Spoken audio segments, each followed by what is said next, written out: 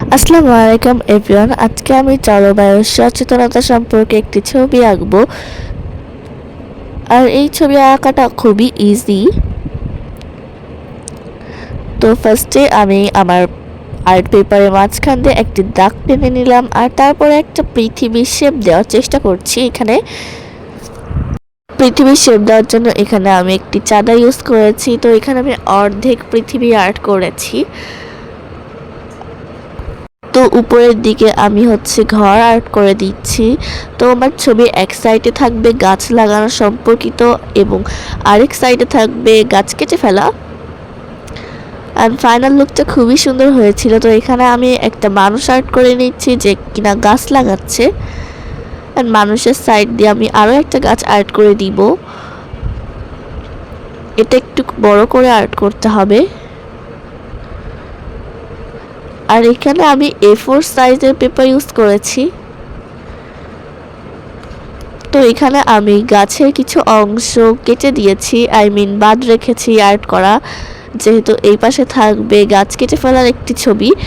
তো এখানে আমি আরেকটি মানুষ আর্ট করে নিচ্ছি যে কিনা গাছ কেটে ফেলছে। মানুষ আর্ট করার শেষে আমি একটা কলকারখানা আর্ট করে নিয়েছি, আর মানুষের হাতে আমি একটা কোরাল আর্ট করে দিয়েছি। আর কলকারখানা আর্ট করাটা অনেক ইজি ছিল। আর কলকারখানা থেকে ধোঁয়া উঠছে, আমি সেটাও আর্ট করে দিয়েছি। এখন আমি পৃথিবীর যে একটা ডিজাইন থাকে সেটা আর্ট করব। তো আমি এক সাইডে পৃথিবীর মতো করে ডিজাইন আর্ট করব, আর এক সাইডে খরা আর্ট করে দিব। কারণ গাছ কাটলে আসলে ছায়া থাকে না, বাতাস থাকে না, যার কারণে খরা দেখা দেয়। আমি সেই জিনিসটাই বোঝানোর চেষ্টা করছি এখানে। তো আমি মোটামুটি সব কিছুই আর্ট করে নিয়েছি, আর এখন কালার করব। তো প্রথমে আমি পৃথিবীর যেই ডিজাইনটা ছিল সেটাকে কালার করে নিচ্ছি। তো ফার্স্টে আমি একটু ডার্ক গ্রিন, তারপরে লাইট গ্রিন অ্যান্ড তারপরে ইয়েলো কালার ইউজ করেছি। আর কালার কম্বিনেশনটা খুবই সুন্দর ছিল।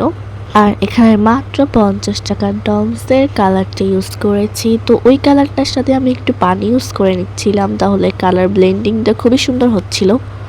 আর আমার ভিডিওতে একটু হাতের ছায়া পড়ে গিয়েছে, যার কারণে আসলে আমি কি কালার করছি সেটা বোঝা যাচ্ছে না। তার কারণে আমি অনেক দুঃখিত। আজকে ভিডিওটা একটু বেশি লং হয়ে গিয়েছে, তবে সবাই একটু ধৈর্য ধরে ভিডিওটা দেখবেন।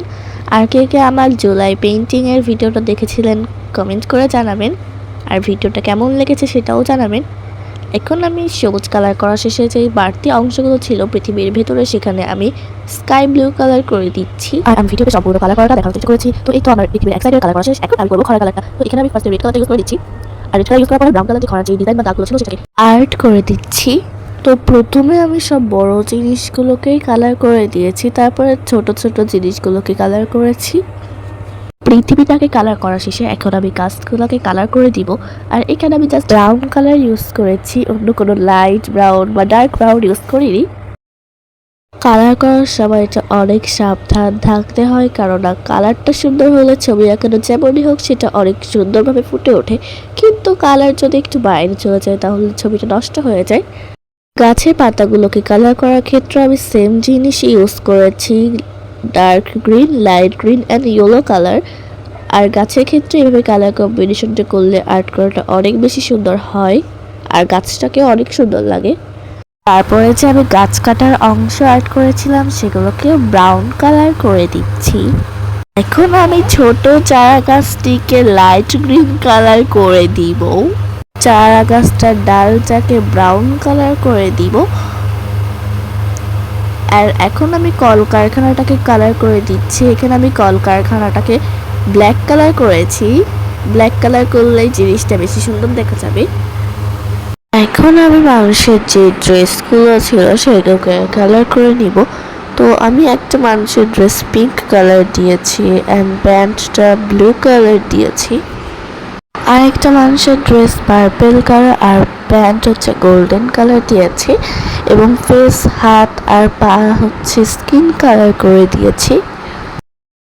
এখন আমি বাড়িটাকে কালার করব। তো বাড়ির যেই চালটা ছিল সেখানে আমি একটা লাইট অরেঞ্জ কালার করে দিয়েছি, আর ওয়ালগুলোকে আমি ইয়েলো কালার করে দিয়েছি। দরজা জানলা আমি সেম কালারই রেখে দিয়েছি। এই যে আমি এখন ঘরটাকে হলুদ কালার করে দিচ্ছি। আর এখন আমি যে কলকারখানার ধোঁয়াটা ছিল সেটাকে গ্রে কালার করে দিচ্ছি। এটা আমি black and white colour mix করে বানিয়েছি, যেহেতু আমার কাছে গ্রে কালারটা ছিল না। আর এটা করার সময় খুবই সাবধানে থাকতে হবে যাতে কালারটা বাইরে না চলে যায়। এই যে দেখেন, কালারটা হয়তো বা ভিডিওতে বোঝা যাচ্ছে না, তারপর আমি একটু পেন্সিল নিয়ে একটু হালকা করে মার্ক করে ধোঁয়াটাকে চারপাশে ছড়িয়ে দিচ্ছি। এখন আমি করব ব্যাকগ্রাউন্ড কালার।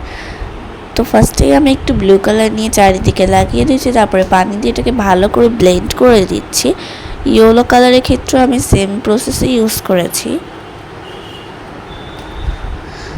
আর এই ব্যাকগ্রাউন্ড কালারটা করলে আমাদের আজকের ছবি আঁকানো কমপ্লিট হয়ে যাবে। তবে আমি নিচে একটা কথা লিখে দিয়েছিলাম, লেখাটা ছিল জলবায়ু রক্ষা করি ভবিষ্যৎ বাঁচাই। তো আমি লেখাটা আসলে সম্পূর্ণ ভিডিও করিনি। লেখাটা লেখার আগে আমি পেন্সিল দিয়ে আগে থেকে একটু লিখে রেখেছিলাম, যাতে কলম দিয়ে লিখতে সমস্যা না হয়, লেখাটা নষ্ট না হয়ে যায়। আর এই তো লেখাটা হয়ে গেলেই আমার ছবিটা কমপ্লিট হয়ে যাবে। আর এই ছিল আমার আজকের ভিডিও।